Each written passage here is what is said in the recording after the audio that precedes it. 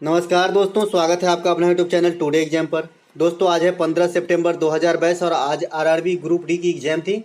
तीनों पालियों की एग्जाम अब समाप्त हो चुकी है। तीनों पालियों की एग्जाम में जीके जी सेक्शन से जो भी प्रश्न पूछा गया, सभी प्रश्नों को एक ही साथ एक ही वीडियो में लेकर आ गए हैं। दोस्तों यहाँ पे 100 से अधिक प्रश्नों हैं और सभी प्रश्न में 3, 4, 5 एक्स्ट्रा फैक्ट आपको मिल जाएगा। जैसे जितने भी आप ब्लू डॉट देख रहे हैं सभी एक्स्ट्रा फैक्ट है, जैसा कि आप मुझे एक्स्ट्रा फैक्ट के लिए ही जानते हैं। तो चलिए दोस्तों शुरू करते हैं बिना टाइम गवाए। आने वाले समय में आपके लिए अगर एग्जाम देने वाले हैं तो आपके लिए काफ़ी उपयोगी सिद्ध होगी। एक प्रश्न आया था कि सरदार स्वर्ण सिंह समिति की अनुशंसा पर संविधान में क्या लगाया गया था। सब दिन बताते थे सरदार स्वर्ण सिंह समिति की अनुशंसा में मौलिक कर्तव्य लगाया गया था। शुरुआत में जो है 10 मौलिक कर्तव्य लगाए गए, बाद में 11वां मौलिक कर्तव्य जो है अलग से लगाया गया संविधान संशोधन के द्वारा। तो अभी जो है 1976 में लगाया गया था 42वां संविधान संशोधन, जो स्वर्ण सिंह समिति की अनुशंसा पर आधारित था।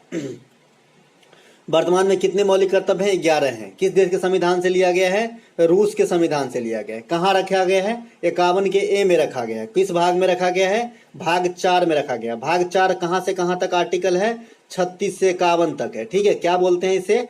नीति निर्देशक तत्व बोलते हैं। क्या? नीति निर्देशक तत्व बोला जाता है। किस देश के संविधान से लिया गया नीति निर्देशक तत्व? आयरलैंड के संविधान से लिया गया है। चलते हैं आगे। अगला है यहाँ पे जो 11वीं मौलिक अधिकार कर्तव्य है, ये 6 से 14 वर्ष तक के बच्चों को निःशुल्क शिक्षा दिलाना माता पिता का कर्तव्य होगा। तो 10 पहले से था और एक और ऐड हो गया तो 11 हो गया। किस अनुच्छेद में ग्राम सभा का वर्णन है? तो ग्राम सभा का जो जिक्र किया गया है वो ब्रीफली 243 ए में किया गया है, लेकिन विस्तृत इसका कार्यकाल, इसका वर्णन, ये सब जो है बी में किया गया है। तो ऑप्शन ए और बी में से एक ही होगा, 243 बी। ठीक है। एक प्रश्न अनुच्छेद 40 जो है ये भी ग्राम पंचायत से संबंधित है। अनुसूची जो 11 है और भाग 9 है ये भी आपका ग्राम पंचायत से ही संबंधित है। अनुसूची 11 में है टोटल 29 विषय है। ग्राम पंचायत की शुरुआत 1959 राजस्थान के नागौर से हुई थी और समिति इसके बारे में जो भी है मैं आपको पहले पीडीएफ में दे दिया हूँ, फिर बता देता हूँ। बलवंत मेहता समिति, अशोक मेहता समिति, सादिक अली समिति, सिंघवी समिति। गोमुख हिमानी से निकलकर 129 किलोमीटर की दूरी तय करने के बाद अलकनंदा से कौन सी नदी मिलने के बाद गंगा बन जाती है? तो आप जानते हैं अलकनंदा और भागीरथी देवप्रयाग में मिलता है तो गंगा बन जाता है वहां से, और यही गंगा नदी जो है आगे जाती है तो इसकी प्रथम सहायक नदी मिलती है रामगंगा। कौन सा? रामगंगा। और इसी रामगंगा नदी के नाम पे जो है जो भारत के प्रथम नेशनल पार्क है जिम कार्बेट, इसका नाम बदलकर रामगंगा कर दिया गया है। भारत में गंगा नदी की अंतिम जो सहायक नदी है ये आपका महानंदा नदी है, ये नॉर्थ ईस्ट में है। और एक महानदी है जो उड़ीसा में है, तो कंफ्यूज नहीं करना है। ठीक है, गंगा का अंतिम सहायक नदी महानंदा, प्रथम सहायक नदी रामगंगा। कहाँ बनती है गंगा? देवप्रयाग में। किन दो नदियों के मिलने से? भागीरथी और अलकनंदा से। ठीक है, चलते हैं आगे। गरीबी हटाओ किस पंचवर्षीय योजना में संबंधित है? तो गरीबी हटाओ जो है आपका 5वीं पंचवर्षीय योजना 1971 था इंदिरा गांधी के समय। तो ये 5वीं पंचवर्षीय योजना का मूल लक्ष्य था गरीबी उन्मूलन। सेकेंड पंचवर्षीय योजना जो है ये भारी उद्योग से रिलेटेड था, जिसमें दुर्गापुर, राउरकेला और भिलाई ये 3 फैक्ट्रियां लगाई गई, जो दुर्गापुर पश्चिम बंगाल में ब्रिटेन के सहयोग से, राउरकेला में जर्मनी के सहयोग से जो उड़ीसा में है, और भिलाई उस समय मध्य प्रदेश अभी जो है छत्तीसगढ़ में है ये, तो ये आपका रूस के सहयोग से लगाया गया था।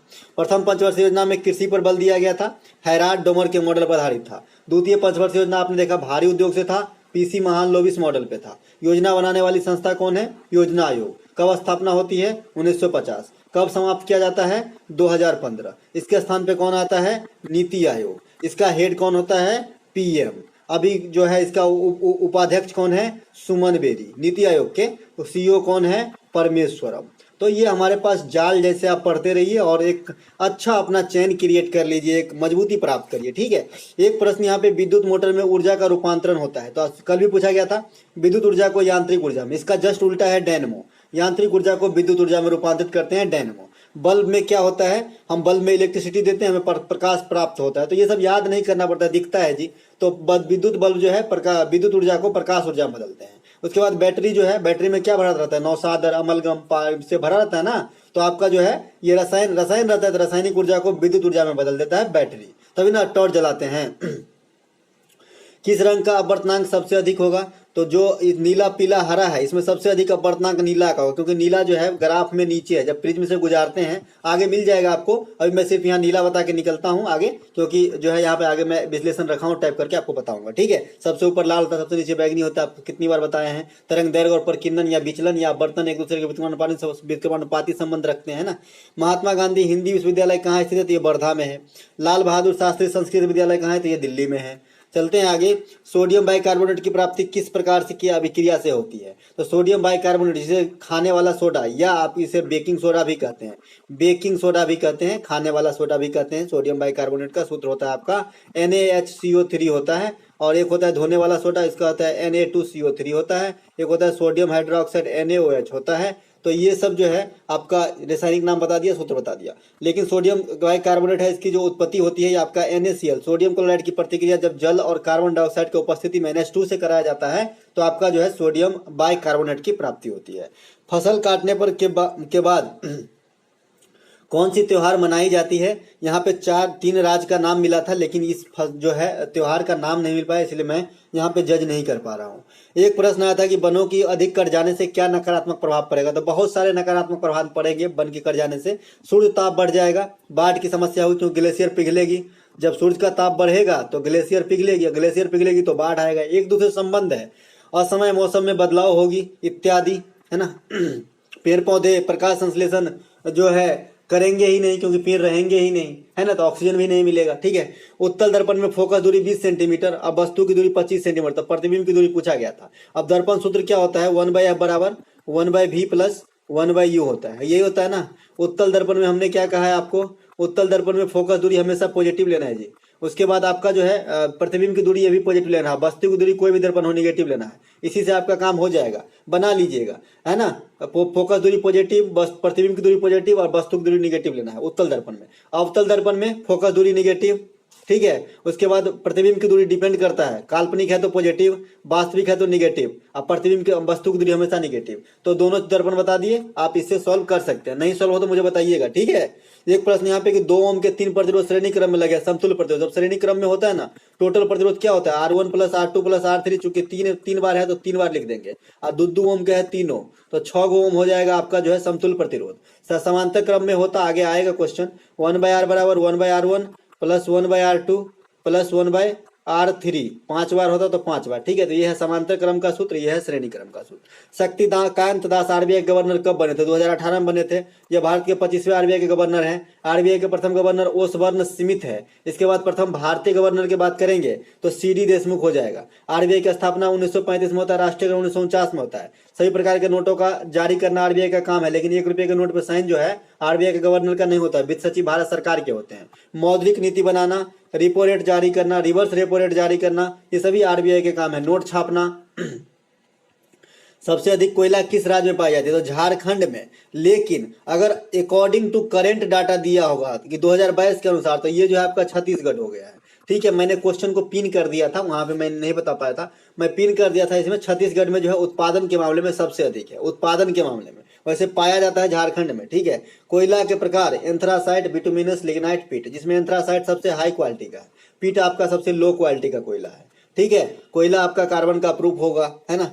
2011 की जनगणना के अनुसार सबसे अधिक बौद्ध धर्म के लोग किस राज्य में रहते हैं, महाराष्ट्र में जो है सबसे अधिक बौद्ध धर्म के लोग रहते हैं 2011 की जनगणना के अनुसार। मिड डे मील को किस वर्षों तक मंजूरी दी है, तो जो मिड डे मील होता है, ये जो स्कूल में खाना मिलता है, जो 8वीं क्लास तक के बच्चों को, तो ये 2025-2026 तक जो है इसकी मंजूरी मिली है। ठीक है। इसके बाद इसका नाम भी चेंज कर दिया गया है, प्रधानमंत्री पोषण योजना। और किस मंत्रालय के अधीन है, शिक्षा मंत्रालय के अधीन। पहले जब ये शुरुआत हुआ था ना 1995 में, तो मानव संसाधन विकास मंत्रालय के अधीन आता था। ठीक है। एक प्रश्न यहाँ पे कि वर्ष 2021 में किसी शतरंज खिलाड़ी को लाइफ टाइम अचीवमेंट दिया गया था, अभिजीत कुंटे को लाइफ टाइम अचीवमेंट दिया गया है। जैसा कि आप जानते हैं मेजर ध्यानचंद पुरस्कार 12 आदमी को दिया गया था, उसी समय ये भी पुरस्कार का वितरण किया गया था। तो शतरंज में जो है अभिजीत कुंटे को दिया गया था। शतरंज में प्रथम लाइफ टाइम अचीवमेंट जो है आपका विश्वनाथ आनंद को दिया गया, जिसे शतरंज का ग्रैंड मास्टर कहा जाता है। प्रथम मेजर ध्यानचंद पुरस्कार जो है विश्वनाथ आनंद साहब को दिया गया है। बल्ब का क्वाइल किस धातु का बना होता है, तो बल्ब का क्वाइल कहिए या आपका हीटर का तार कहिए,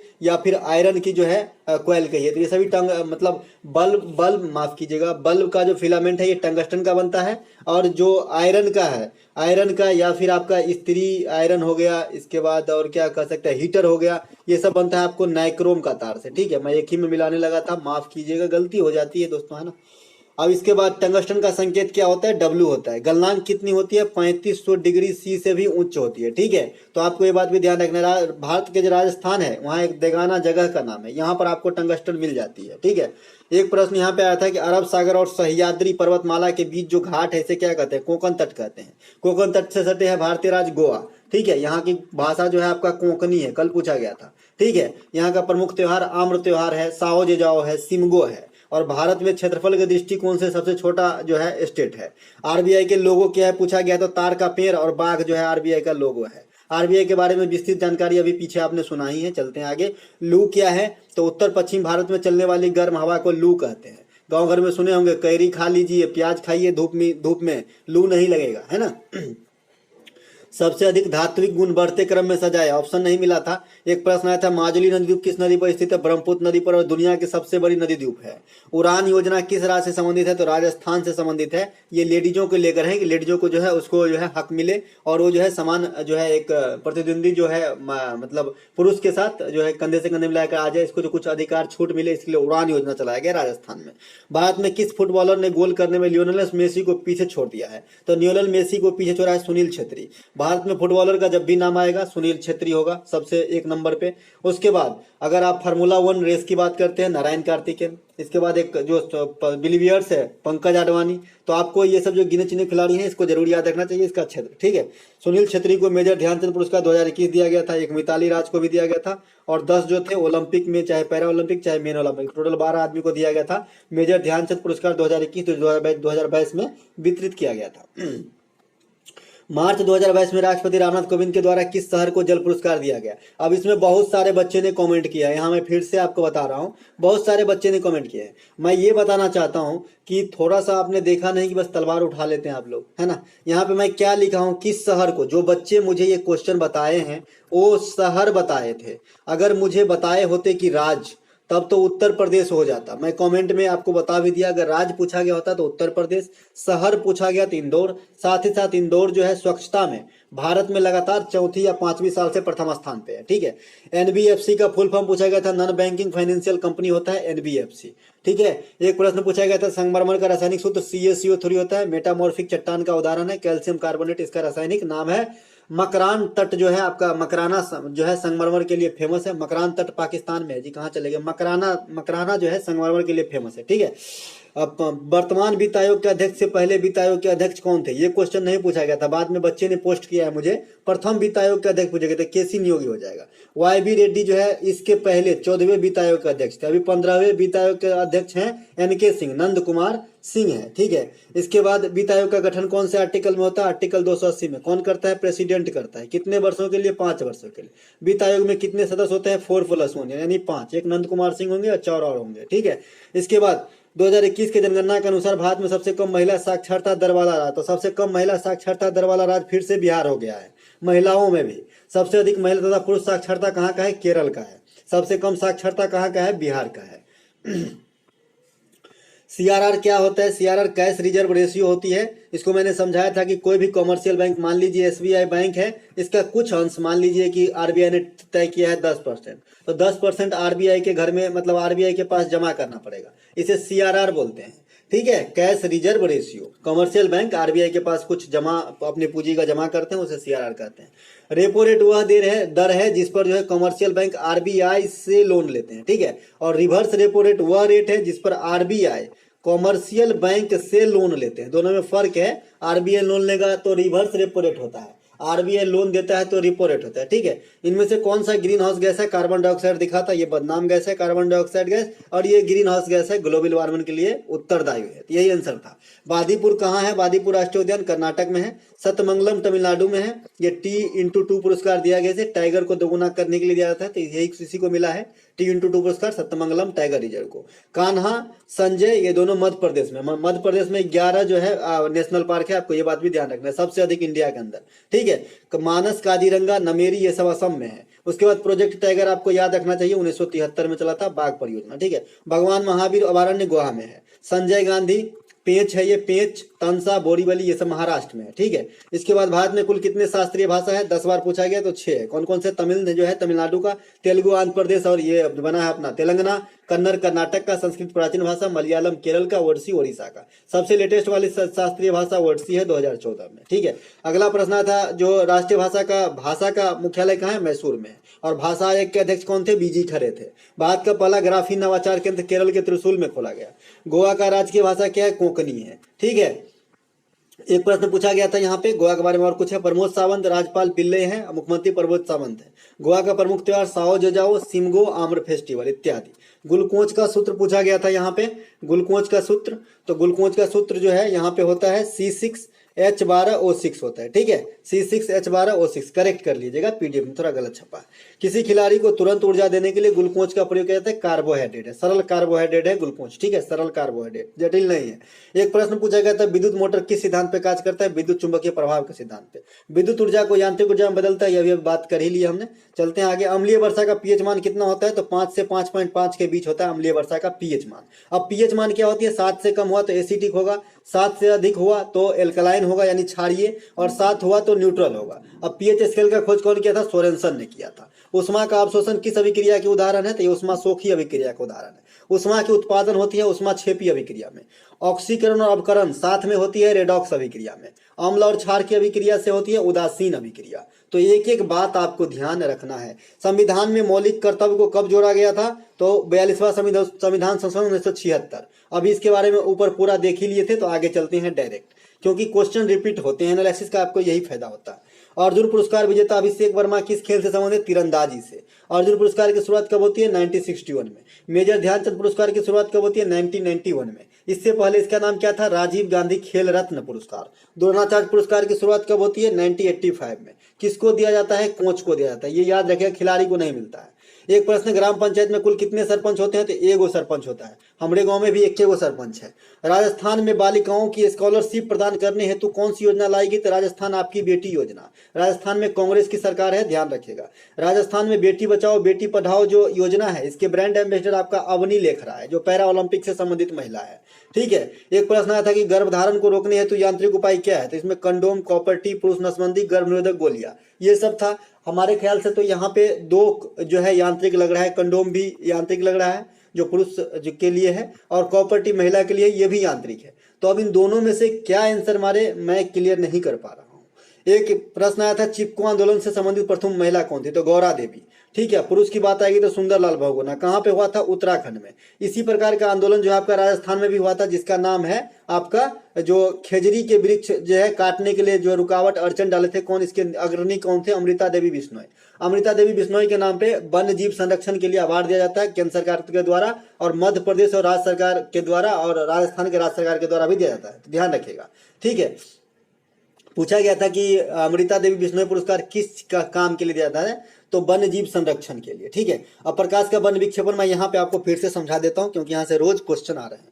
जब लाइट को आप यहाँ से प्रिज्म से गुजारेंगे तो 7 रंगों में बढ़ती है। सबसे ऊपर रेड होता है, सबसे नीचे वायलेट होता है। ये रंगों का क्रम आपको जरूर याद होना चाहिए। रेड के बाद ऑरेंज है, फिर येलो है, फिर ग्रीन, ब्लू, इंडिगो और वायलेट है। जो जितना नीचे है उसका जो है उतनी प्रकीर्णन होगी, उतनी ही ज्यादा विचलन होगी, उतनी ही ज्यादा अपवर्तनांक होगी। जो जितना ऊपर है उतना ही कम प्रकीर्णन होगा, उतना ही कम विचलन होगा, उतना ही कम जो है आपका क्या बोल सकते हैं उसको, अपवर्तनांक होगा। क्योंकि जो जितना ऊपर है उसका उतना तरंग दैर्घ्य अधिक है। लाल की तरंग दैर्घ्य सबसे अधिक, वायलेट की तरंग दैर्घ्य सबसे कम। इनमें से किसका रासायनिक नाम कैल्शियम सल्फेट हेमीहाइड्रेट है, हलवा पूछा गया था। तो प्लास्टर ऑफ पेरिस को कैल्शियम सल्फेट हेमीहाइड्रेट कहा जाता है। सूत्र आपका यही होता है CuSO4 ½ H2O, और ये जिप्सम के डिहाइड्रेशन से बनती है, निर्जलीकरण से बनती है। किसी परिपथ में 100 ओम के प्रतिरोध बैटरी से लगी है, 2 एम्पीयर की धारा है, तो विभवांतर पूछा गया था। तो ओम के नियम V = RI में रखना है। यहाँ समांतर क्रम और श्रेणी क्रम कोई भी बात नहीं कर रहा है, डायरेक्ट 100 ओम रख देना है।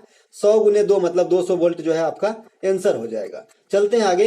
अगला प्रश्न पूछा गया था अवतल लेंस की फोकस दूरी 20 सेंटीमीटर, तो लेंस की क्षमता 1/f मीटर कर देना है आपको, और कुछ नहीं करना है, पावर बराबर, यही आंसर हो जाएगा, ठीक है। एक प्रश्न पूछा गया था पौधों में रंध्र के सहारे जो जल का निष्कासन होता है उसे क्या कहते हैं, तो वाष्पोत्सर्जन कहते हैं।